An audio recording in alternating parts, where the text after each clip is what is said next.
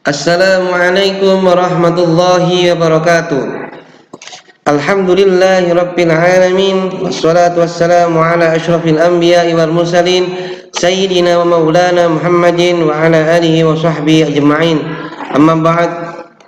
Yang kami muliakan segenap jajaran pendidikan, lembaga pendidikan Kebonsari Malang, yang kami muliakan segenap jajaran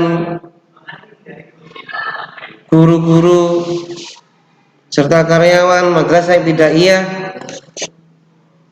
Al-Islamiyah Kebonsari Malang, serta anak-anakku sekalian yang senantiasa dimuliakan oleh Allah Subhanahu wa taala.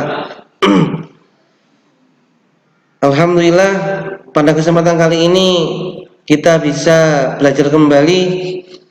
Kali ini kita akan mempelajari tentang SKI kelas 4. Kita bersama saya Ahmad Yanufiansyah dari MI Islamiyah. Kali ini kita akan membahas tentang pembelajaran 2, yakni memahami kepribadian Nabi Muhammad SAW. Untuk itu, sebelum kita melanjutkan ke materi, mari kita berdoa dulu agar apa yang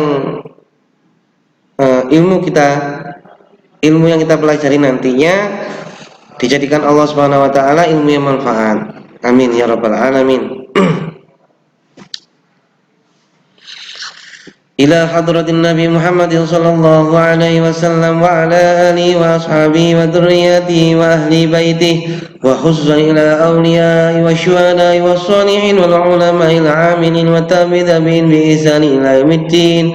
وخصوصا إلى والدينا ولأولادنا ولمشايخنا ولمعلمينا وذوي الحقوق علينا ولجميع المؤمنين والمؤمنات والمسلمين والمسلمات الأحياء منهم والأموات خصوصا إلى مؤسس في مدرسة ابتدائية إسلامية Kebonsari Malang بأن الله يعلي درجاتهم في الجنة وينفعنا بهم وأسرارهم وأنوارهم وعلومهم ونفعاتهم في الدين والدنيا والآخرة من النية الصالحة وإلى حضرة النبي محمد صلى الله عليه وسلم.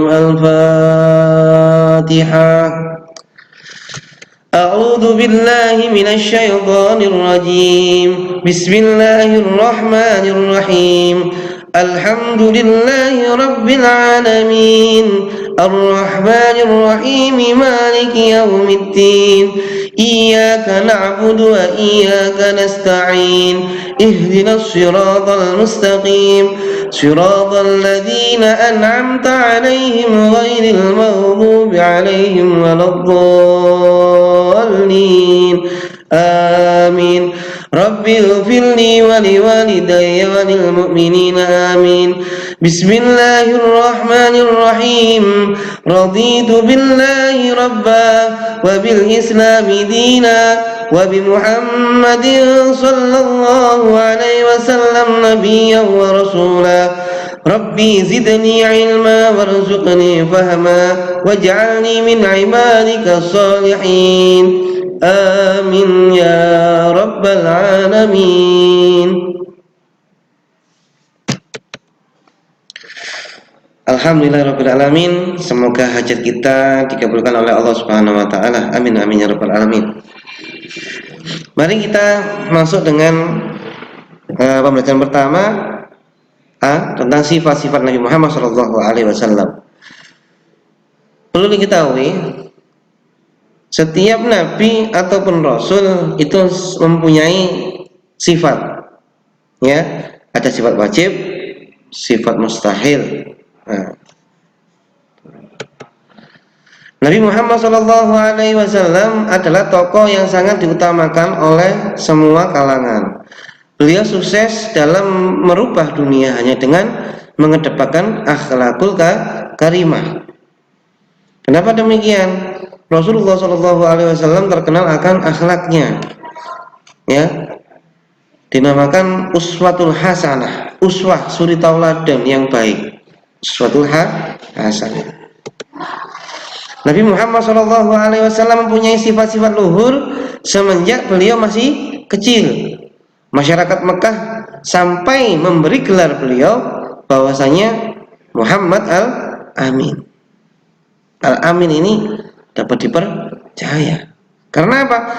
Kejujuran beliau. Ya, ini sifat-sifat Nabi Muhammad SAW yang nanti kita terangkan, yaitu dua sifat mustahil, sifat wajib dan sifat mustahil. Apa sifat wajib? Sifat yang dimiliki atau wajib dimiliki oleh Nabi dan Rasul. Kalau sifat mustahil, sifat yang tidak harus wajib, ya. Saya ulangi, sifat yang tidak ada pada Nabi dan Rasul, itu sifat mustahil.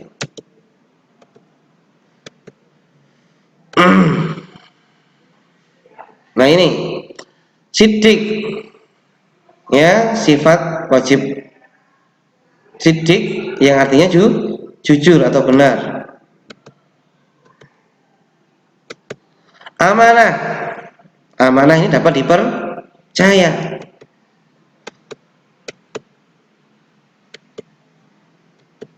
Tabligh, menyampaikan.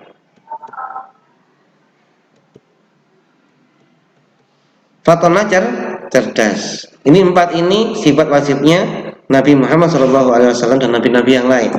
Yang pertama, siddiq, jujur. Beliau ini selalu berkata jujur, nggak pernah berbohong. Ya, nggak pernah berbohong. Sampai beliau dikatakan, dijuluki Al-Amin. Kemudian amanah. Nah, amanah di sini, beliau ini apabila diberikan amanah kepada orang lain, oleh orang lain, maka amanah ini akan dijaga oleh Nabi Muhammad SAW. Ya, sangat amanah. Yang ketiga yaitu tabligh, menyampaikan yang benar, menyampaikan bahwasanya itu salah, disampaikan. Tidak peduli itu saudara, tidak peduli itu seorang teman. Apabila salah, salah. Apabila dia benar, maka benar. Itu. Kemudian fatonah ini cerdas. Rasulullah SAW pada waktu itu masih muda, belum diangkat menjadi nabi. Beliau dihadapkan dengan sekumpulan kaum-kaum yang ada di Mekah, kaum Quraisy dan lain sebagainya, ingin meletakkan Hajar Aswad, ya, Hajar Aswad pertama. Kemudian sampai berebut antara suku satu dengan suku yang lain, sampai berperang dan lain sebagainya. Kemudian Nabi Muhammad SAW dengan kecerdasannya mengatur. Udah, ini ada sorban, ditaruh di tengah-tengah Hajar Aswadnya. Satu tarik sana dari kaum situ, satu tarik sana dari kaum fulan, sini taruh kaum fulan, di sini fulan, diangkatlah cuma. Semua sudah bisa untuk mengangkat. Ini kecerdasan beliau. Ya, pada waktu itu. Ya, beliau sampai apa ya? Istilahnya orang-orang Makkah mengatakan Al-Amin karena kejujurannya dan kecerdasannya di situ. Selanjutnya, sifat-sifat mustahil bagi Nabi Muhammad SAW dan nabi-nabi yang lain. Ini sifat yang tidak dimiliki oleh Nabi. Yang pertama khizib. Khizib artinya dusta, atau berbohong. Nomor dua, yakni khianat. Nah, khianat ini tidak dapat dipercaya. Contohnya, apabila kita dikasih amanah, hei fulan, hei si A, kamu harus belajar, tetapi kamu nggak belajar. Nah, ini namanya khianat. Tolong sampaikan salamku kepada orang tuamu. Oh iya Pak. Kemudian sampai tidak memberikan salam tadi kepada orang tua. Seharusnya kita dapat amanah. Oh Pak, saya dapat titipan salam dari Pak Yani atau seperti apa. Nah, itu namanya amanah. Kalau tidak memberikan salam, menyampaikan salam tadi, berarti itu termasuk khianat. Lanjut, kitman, ini menyembunyikan. Ya, lawannya tadi dari tabligh. Kalau tabligh menyampaikan, kitman ini menyembunyikan. Selanjutnya, balada atau bodoh. Ya, mohon ini dihafalkan juga. Jadi sifat-sifatnya Rasulullah dihafalkan, sifat mustahilnya juga dihafalkan agar nyantol. Selanjutnya, Nabi Muhammad SAW sebagai rahmat bagi seluruh alam, rahmatan lil alamin. Kita memahami bahwa Nabi Muhammad SAW merupakan salah satu nabi dan rasul yang diutus oleh Allah Subhanahu wa taala. Tugas yang diemban oleh Nabi Muhammad SAW termaktub dalam Quran surah Al-Ahzab ayat 45 sampai 46. A'udzu billahi minasy syaithanir rajim. Ya ayyuhan nabiyyu inna arsalnaka syahidan wa mubasysyiran wa nadhira wa da'iyan ila Allahi bi'idnihi wa sirajan munira. Shadaqallahul azim. Artinya, wahai Nabi Muhammad SAW, sesungguhnya kami mengutusmu untuk menjadi saksi, pembawa kabar gembira dan memberi peringatan, serta untuk menjadi penyeru kepada agama Allah dengan izinnya dan sebagai cahaya yang menerangi. Quran surah Al-Ahzab surat ke-33 juz ayat 45 sampai 46. Kita akan bahas satu-satu. Syahidan. Nah, syahidan di sini berarti menjadi saksi.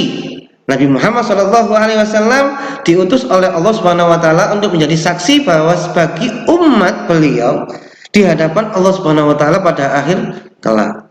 Jadi besok itu kita yang sudah meninggal nanti dikumpulkan oleh Allah Subhanahu wa taala di padang mahsyar. Rasulullah ini menjadi sebagai saksi. Ya. Menjadi saksi bahwasanya apa ini umatmu? Rasulullah kan, oh ini umatku, oh ini umatku yang selalu beribadah, oh ini umatku seperti ini, tolong dimasukkan. Itu. Makanya sampai Rasulullah itu mengatakan sebelum meninggal, ummati, ummati. Saking cintanya kepada umat. Tapi kita kembalikan lagi kepada kita sendiri, kita kurang dengan cinta Nabi Muhammad SAW. Selanjutnya, mubasyiran. Mubasyiran berarti pemberi kabar gembira. Maksudnya seperti apa? Kabar gembira ini ditujukan kepada umat beliau yang beriman bahwa mereka akan mendapatkan surga apabila mereka mau menjalankan perintah Allah dan Rasul-Nya. Ini menyampaikan kabar gembira. Nadhiran berarti pemberi peringatan. Peringatan itu ditunjukkan kepada orang-orang yang tidak beriman bahwa mereka akan masuk ke dalam neraka apabila mereka tidak mau menjalankan perintah Allah Subhanahu wa taala dan Rasul-Nya. Da'iyan ilallah. Da'iyan ilallah berarti penyeru kepada agama Allah Subhanahu wa taala. Nabi Muhammad SAW ditugaskan oleh Allah Subhanahu wa taala untuk menyeru umat beliau agar mereka mau memeluk agama Islam. Sirajan munira. Sirajan munira berarti cahaya yang menerangi. Nabi Muhammad SAW ditugaskan Allah Subhanahu wa taala sebagai penerang atau menerangi umat manusia yang hidup dalam kegelapan dengan ajaran Islam. Selanjutnya, kepribadian Nabi Muhammad SAW terhadap sesama, kasih sayang terhadap anak-anak. Terhadap anak-anak, Nabi Muhammad SAW bergaul dengan sangat akrab dan sangat setia terhadapnya. Ini pernah satu kisah pada waktu di mana Idul Fitri, Nabi Muhammad SAW menemukan anak yang terlihat susah. Padahal semua anak di kalangan itu pada waktu itu senang, gembira akan datangnya Yaumul Aid, Idul Fitri tersebut, ya. Anak ini susah. Ditanya sama Nabi Muhammad SAW, "Wahai anak, kenapa kamu susah? Saya ini nggak punya baju." Ditanya oleh Nabi Muhammad SAW, "Kemana ibumu?" "Ibuku sudah pergi meninggalkanku. Dia menikah lagi dengan orang lain." "Lah, ayahmu kemana?" "Ayahku itu mati ketika berperang bersama Nabi Muhammad SAW." Kata Rasulullah, seperti apa? Akhirnya anak ini nggak tahu kalau itu yang menanyai adalah Rasulullah. "Ya fulan, apakah kamu mau menjadi anakku?" Dia terdiam. "Apakah kamu mau menjadi saudara dari Fatimah? Apakah kamu mau menjadi saudara dari Hasan dan Husain?" Dia terperanjat. "Anda ini siapa?" "Saya Nabi Muhammad SAW." Kemudian anak ini tadi memeluknya. Bayangkan, tanpa ada pikir panjang, tanpa ada pertimbangan yang matang, Rasulullah SAW memberikan tawar kepada anak tadi, "Wis, kamu ikut sahabat, hanya ikut saya saja." Istilahnya seperti itu, melo aku ae, dalam bahasa Jawanya seperti itu, ya.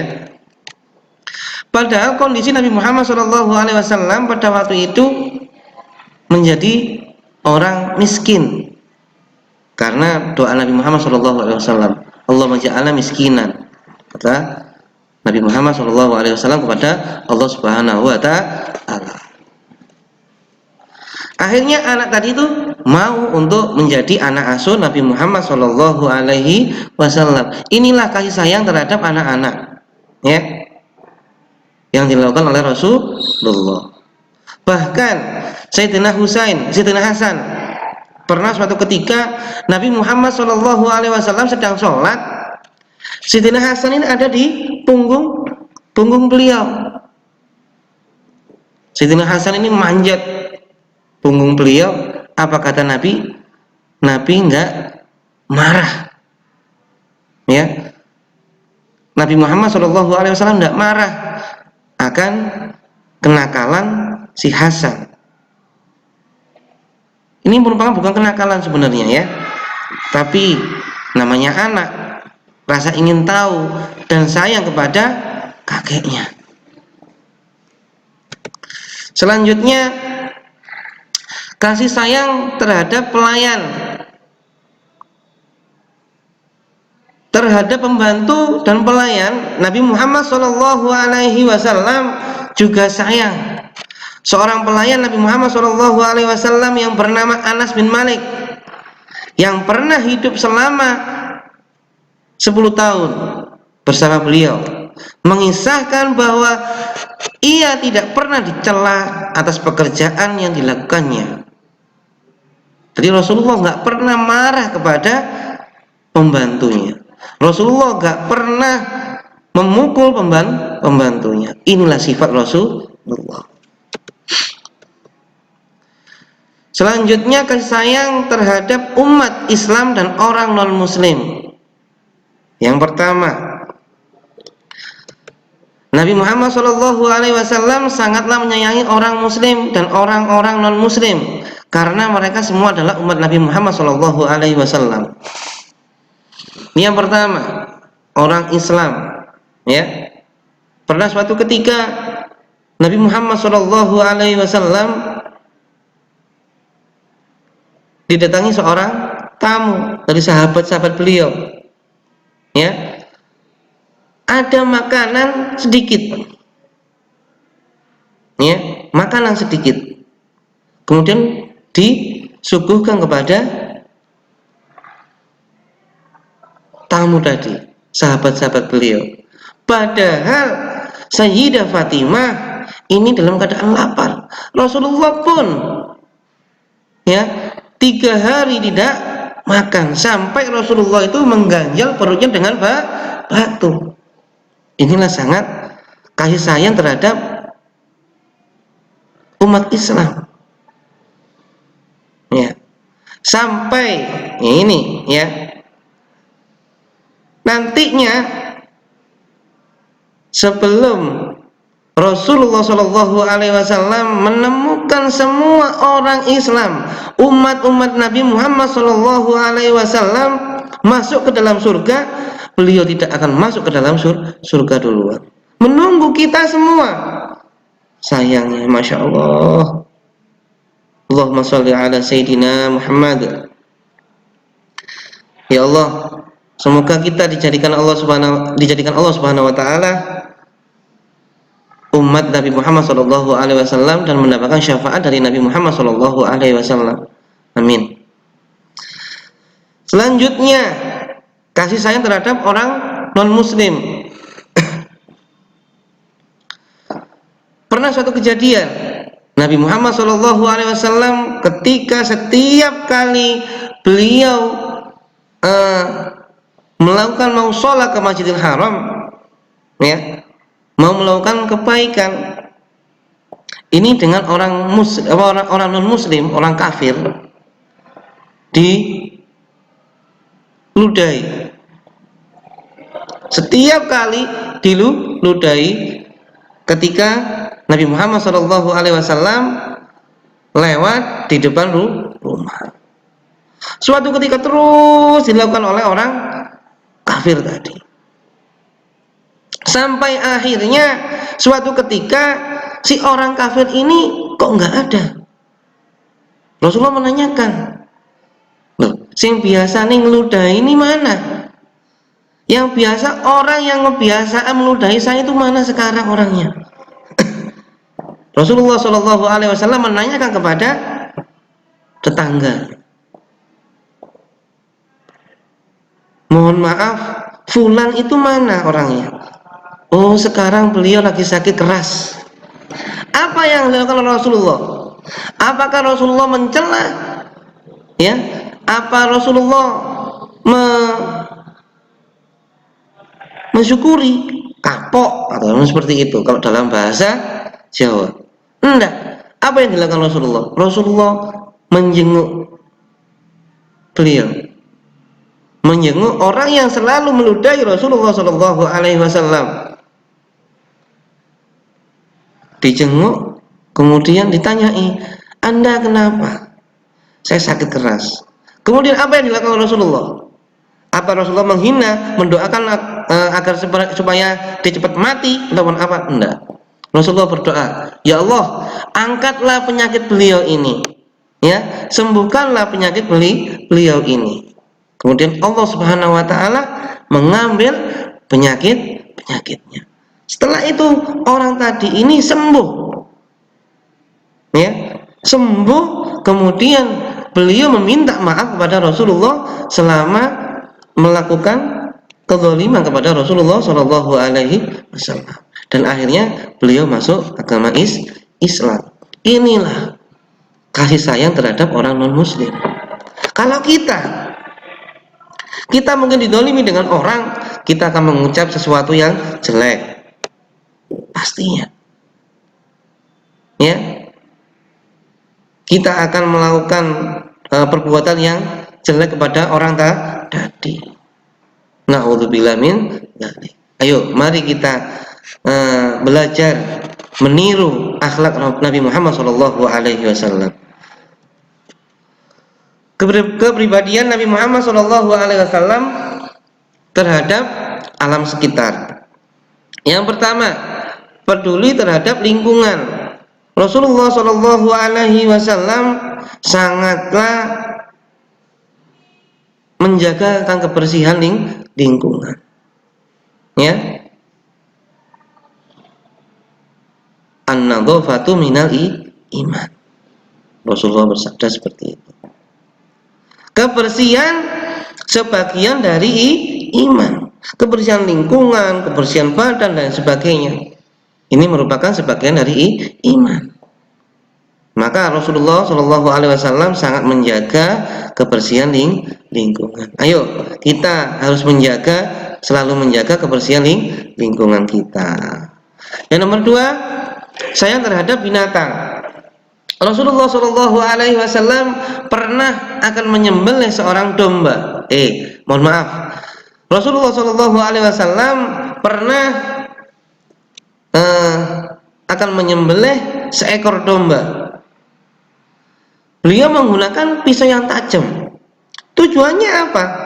Agar domba tadi tidak merasakan sakit, gitu, ketika disembelih. Dan itu pun sekali sayatan. Pak, namanya kena pisau kan sakit. Gini, ya, anak-anak pernah kena pisau satu kali, seret, gitu. Sakitnya ini setelah tersayat, ya, sakitnya ini tersayat dulu, kemudian baru terasa sakit. Enggak terus waktu disayat gini sakitnya terasa, enggak. Sayatnya ini kemudian baru terasa sakitnya. Umpama kita melakukan sayatan pertama kemudian dilakukan keduanya, masya Allah. Nah, ini Rasulullah melakukannya dengan domba tadi. Sekali sayat dengan pisau yang tajam, sehingga kambing atau domba tadi tidak merasakan sakitnya. Selanjutnya, sayang terhadap tumbuhan. Diriwayatkan sampai sekarang ada tanaman Nabi Muhammad SAW yang diteduh, yang pernah Rasulullah SAW berteduh di bawah pohon tersebut dan doakan, ya, tumbuhan ini berumur panjang, dan sampai sekarang tanaman ini, pohon ini hidup, padahal di sekitarnya itu padang pasir. Seperti itu. Insyaallah cintanya Nabi Muhammad SAW kepada kita dan alam sekitar. Wallahu a'lam bishawab. Semoga pelajaran kali ini bisa mengambil ibrah, ya, kita bisa mengambil ibrah bahwasanya sifat-sifat Nabi Muhammad SAW kita tiru. Kecintaan Nabi Muhammad SAW kepada kita akan menambah mahabbah kita, cinta kepada Nabi Muhammad SAW. Mari kita tutup dengan doa. Semoga pelajaran kita, ilmu yang kita pelajari tadi benar-benar manfaat di dini wa dunya hatta akhir. Amin ya rabbal alamin. A'udzu billahi minasy syaithanir rajim. Bismillahirrahmanirrahim. والعصر إن الإنسان لفي خسر إلا الذين آمنوا وعملوا الصالحات وتواصوا بالحق وتواصوا بالصبر